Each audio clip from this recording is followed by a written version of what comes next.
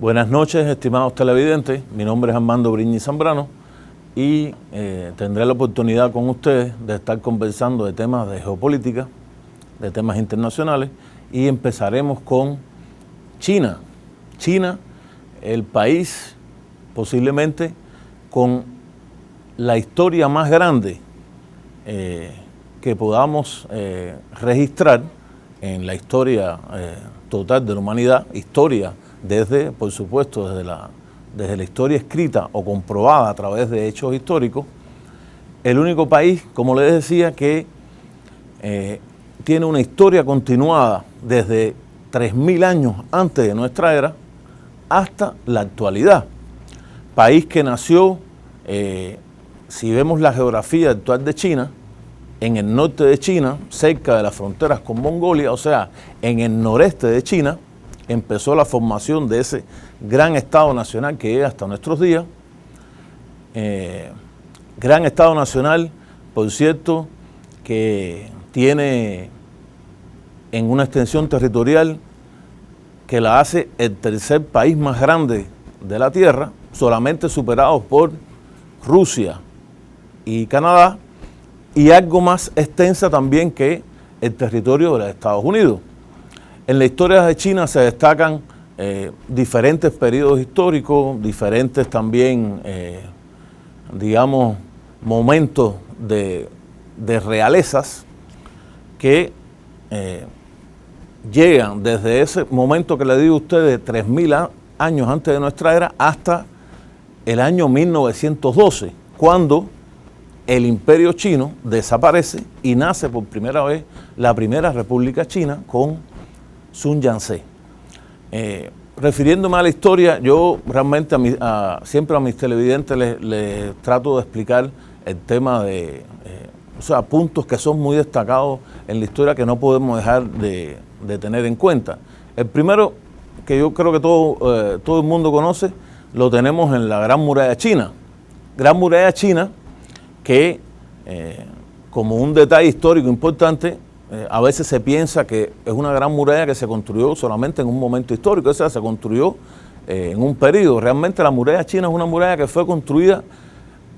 en diferentes momentos históricos, incluso hubo partes de ella en momentos de grandes invasiones que llegaron al norte de China, donde partes de esa muralla china fueron destruidas. Pero las diferentes dinastías chinas fueron construyéndolas, reconstruyéndolas, hasta nuestros días. Evidentemente no hay ni parragón en la historia que nos muestre una construcción de ese tipo por su extensión, más de 3000 kilómetros de largo, realmente algo imponente, algo que no dejan nunca los turistas cuando van a China de ir a ver. Es realmente un gran monumento a la cultura china y que a la vez, como les dije, pasó por diferentes momentos históricos. Yo creería que si vamos a tomar, a puntear momentos que no se deben olvidar en la historia de China, debemos tener desde la dinastía Han, que es la dinastía creadora de ese primer gran imperio. Antes habían diferentes reinos que luchaban entre ellos, hasta la dinastía o la última dinastía china, dinastía de los Manchú, dinastía que viene del norte de China, del noreste de China, es territorio muy cercano a la actual Corea y muy cercano también al actual Japón, y que de una u otra manera trajo consigo una interrelación en la historia moderna de China hasta nuestros días. Esa dinastía Manchú es la última dinastía china, como les dije, y es la dinastía que llegó a controlar el territorio chino totalmente e incluso llegó hasta lo que se conoce hoy como la isla de Taiwán, eso que en política internacional hoy hablamos de la China, la República China, otros le llaman China Taipei por Taipei ser la capital, es el nombre incluso olímpico que tiene la República China. En la isla realmente de Formosa. Formosa es el nombre que viene del portugués a Isla Hermosa. Y es muy importante, yo creo que en esta misma historia china, destacar que la isla de Formosa fue visitada a partir del siglo XVI, primero por los portugueses, después por los españoles. Los españoles incluso llegaron a ocupar la isla. Después hubo grandes enfrentamientos con los holandeses en un territorio que hay que destacar que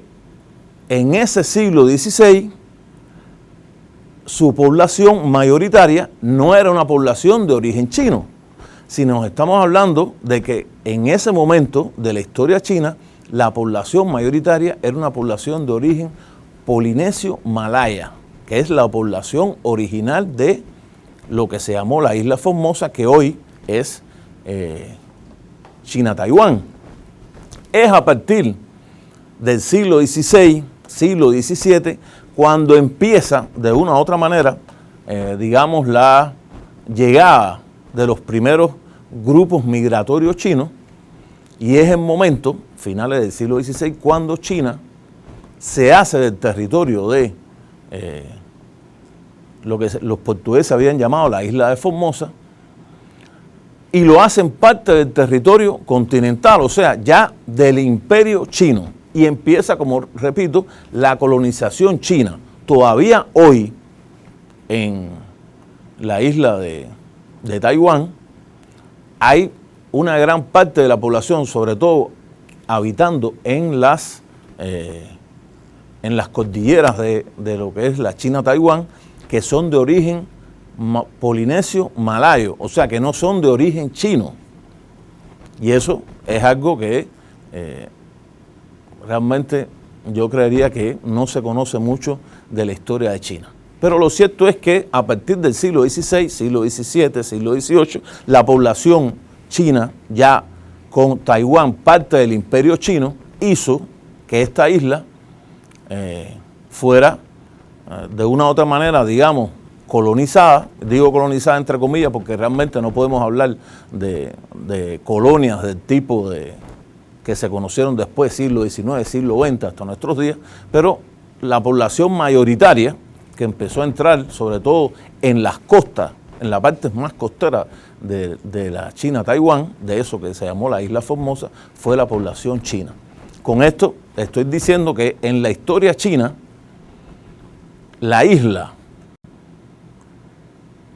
esa que se llamó Isla de Formosa, realmente es parte del territorio de la China continental desde muchos siglos antes y nunca tuvo como Estado una independencia propia, o sea, ni hubo una diferenciación con el territorio continental,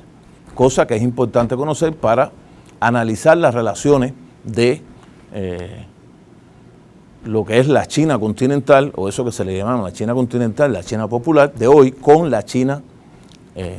Taipei o con la República de China. ¿Dónde ocurre de una u otra manera esta, digamos, primera ruptura, yo diría desde el punto de vista histórico? China es participante de la Primera Guerra Mundial, es partícipe de la Segunda Guerra Mundial. La República China en ambas guerras ha estado con los aliados, o sea, con la Entente en la Primera Guerra Mundial, con la alianza de esas tres grandes potencias antihitlerianas, la Unión Soviética, Estados Unidos y Gran Bretaña, en la Segunda Guerra Mundial. Pero en la historia de China hay, digamos, geopolíticamente, hay un impacto, yo diría, muy destacado a partir de la relación y la cercanía histórica de China con Japón.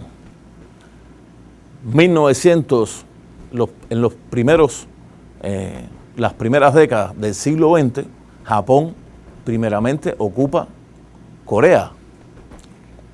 completamente, no esta división que es una división posterior, o sea, en Corea del Norte y Corea del Sur. Y a partir de 1931, Japón invade el norte de China y crea en ese norte de China lo que los historiadores han llamado estado del Manchukuo e impone un gobierno títere poniendo al frente de ese estado del Manchukuo al último emperador manchú, al último emperador que en 1912, la primera revolución china, eso que algunos historiadores llaman la revolución burguesa china, había quitado del poder, había suprimido el gran líder de esa primera revolución china, Sun Yat-sen, el imperio chino, y había proclamado por primera vez en la historia de China el nacimiento de una república, a la que podríamos llamar, es llamado también por muchos historiadores, incluso los historiadores chinos, la primera república china, que si le vamos a dar una fecha de nacimiento y de caducidad, estaría entre el año 1912 y el año 1949. Repito, con esa gran figura en la historia de China que fue Sun Yat-sen. A la muerte de Sun Yat-sen, es importante destacar, muere Sun Yat-sen y ocupa, digamos, la presidencia de esa República de China, Chiang Kai-shek. Chiang Kai-shek, general, casado con la única hija de Sun Yat-sen, y se pone también al frente del partido que había dirigido esa primera revolución burguesa, digamos, de China, que es el partido del Kuomintang. Ese partido del Kuomintang que aliado, porque realmente fue así, aliado tanto a los Estados Unidos como a la Unión Soviética, mantuvo un larguísimo enfrentamiento con la ocupación china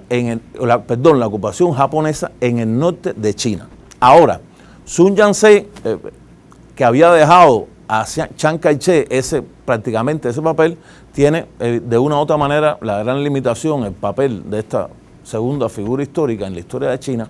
que sus contradicciones con el Partido Comunista China hizo que de una u otra manera se mantuviera a través de esos propios años de la ocupación japonesa un gran enfrentamiento interno entre lo que se podía decir los dos grandes bandos chinos, el bando del nacionalismo chino y el bando del Partido Comunista Chino.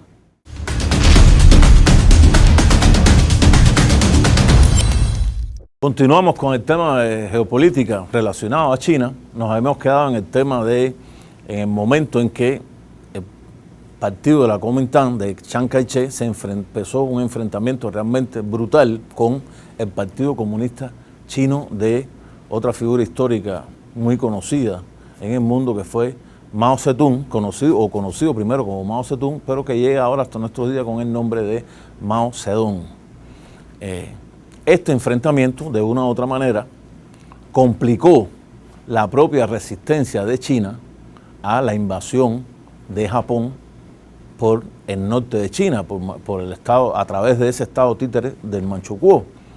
Y de una u otra manera hizo que los japoneses avanzaran en el territorio chino, ocupando ciudades importantes de China, probablemente las ciudades más importantes, ocuparon Pekín, ocuparon Shanghái. Posiblemente si no hubiera habido una ayuda estadounidense al Chiang Kai-shek del Partido Nacionalista Chino, o la Unión Soviética al Partido Comunista Chino, prácticamente Japón hubiese ocupado todo el territorio. Para los chinos, 1931 es el inicio de la Segunda Guerra Mundial, y posiblemente, si salimos del tema puramente europeocentrista de hablar de las guerras que han ocurrido a nivel mundial en la humanidad, la Primera Guerra Mundial, la Segunda Guerra Mundial, y hablamos, yo diría, haciendo una exactitud histórica real, la Segunda Guerra Mundial realmente empezó no en 1939, cuando Alemania atacó Polonia, 1 de septiembre de 1939, sino cuando Japón atacó China en 1931 por la gran deflagración de esa guerra, en muertos, heridos, y en un enfrentamiento que se fue agudizando a través de los años. Sabemos, en 1941 Rusia o la Unión Soviética en ese momento entra en la guerra contra Alemania. Estados Unidos recibe la agresión de Japón en Pearl Harbor, entre Estados Unidos en la Segunda Guerra Mundial y hace que evidentemente la conflagración mundial crezca de una manera exponencial. Japón es derrotado por los Estados Unidos en las islas que habían ocupado en el Pacífico. A la vez la Unión Soviética derrota al ejército japonés en el Manchukuo. En ese momento 1 millón de hombres sobre las armas tenía Japón, era el ejército terrestre de Japón más grande, incluso más grande que los ejércitos terrestres que le hacían enfrentamiento a los Estados Unidos en el Pacífico, pero la ocupación japonesa es destruida en 1945 y se inicia en China entonces lo que se conoce como la Guerra Civil China, la guerra entre el bando nacionalista chino de Chiang Kai-shek, del Kuomintang, y el otro bando del Partido Comunista Chino con Mao Zedong al frente. Esta guerra termina en 1948, es una victoria del Partido Comunista Chino con lo que se empieza a llamar desde ese momento hasta nuestros días el Ejército de Liberación Popular Chino, y las tropas de Chiang Kai-shek son repelidas hacia el sur, encontrando su punto de salida, cruzando el mar y refugiándose en la isla de Formosa, isla de Taiwán, o como se conoce también como China Taipei. Tenemos que tener en cuenta que en ese momento de la historia mundial, de la historia de la geopolítica, en Estados Unidos se empezó a aplicar la doctrina Truman, doctrina de contención al comunismo. Por esa doctrina, son los ejemplos que más clásicos nos llegan hasta nuestros días, se dividió Vietnam en dos, se dividió Corea en dos, y China, la isla de China, ante ese temor estadounidense de que todos los países asiáticos cayeran en manos del comunismo, hizo que la séptima flota estadounidense prácticamente bloqueara cualquier intento de ocupación por la China comunista, la China continental, de la isla de Taiwán. Situación que en el caso chino se mantiene hasta nuestros días. Sabemos no así en el caso de Vietnam, Vietnam del Sur. Vietnam hoy es un solo estado. Después de la retirada de los Estados Unidos fue destruido el régimen de Vietnam del Sur. Corea del Norte se sigue manteniendo esa división que viene de la doctrina Truman, y China-Taiwán. China-Taiwán, que en esos momentos evidentemente recibió una gran ayuda de capital estadounidense, una economía que evidentemente floreció y que aún hasta nuestros días es una economía que no se puede llamar de otra manera, realmente una economía potente, una economía próspera, una economía que avanza, y la China continental, que en las primeras décadas de su existencia evidentemente tuvo grandes problemas desde el punto de vista de su crecimiento económico, sobre todo porque es una economía que salía prácticamente de un sistema feudal y empezaba a avanzar en un desarrollo del socialismo dirigido por el Partido Comunista, lo que evidentemente trajo consigo que si gran parte de ese inmenso país, China hoy tiene 1.500 millones de habitantes, en ese momento casi 800 millones de habitantes, mucha población pobre, o sea, pobreza y extrema pobreza. Sacar a toda esa población hizo evidentemente que la economía china avanzara de una manera muy lenta. A eso se suma que Estados Unidos bloqueó cualquier transacción económica con China, incluso transacción diplomática. No es hasta 1971 cuando las Naciones Unidas reconocen a China continental, o sea, la China popular, como la que ocupara el puesto en el Consejo de Seguridad Nacional y en las Naciones Unidas, dejando fuera entonces a la China, a la isla de China, la China-Taiwán, motivado también por el accionar estadounidense que en ese momento empezaba el primer acercamiento a China. ¿Y por qué ese acercamiento de Estados Unidos a China? Porque Estados Unidos trató de sacar a China de lo que Estados Unidos llamó la órbita del comunismo, o sea, sacar a China de la órbita de la Unión Soviética. Es a partir de los años 70 que Estados Unidos empieza esa política, como repito, política elaborada por ese gran cerebro de la política exterior estadounidense que fue Henry Kissinger, todavía vivo, por cierto, con más de 90 años, pero vivo todavía.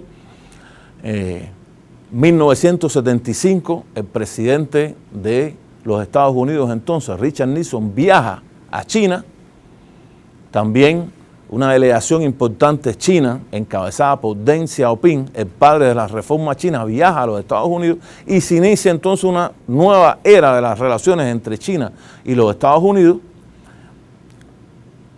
que a la vez empieza con un desarrollo de las relaciones comerciales que van a traer consigo inversiones de miles de millones de dólares de los Estados Unidos en la China popular. En ese año, un año antes de 1975, o sea, el viaje de Nixon, en el año 1974, Estados Unidos había reconocido a la China continental y había roto relaciones con China-Taiwán. Hasta nuestros días, eso es un elemento muy importante, Estados Unidos no tiene relaciones diplomáticas con China-Taiwán.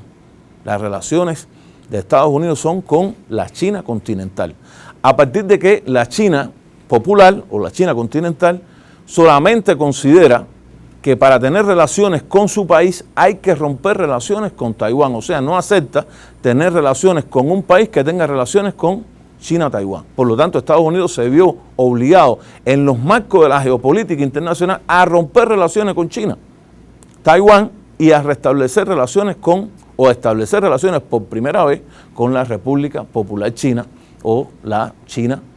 llamada por los políticos o los geopolíticos como la China comunista. Esos años 70,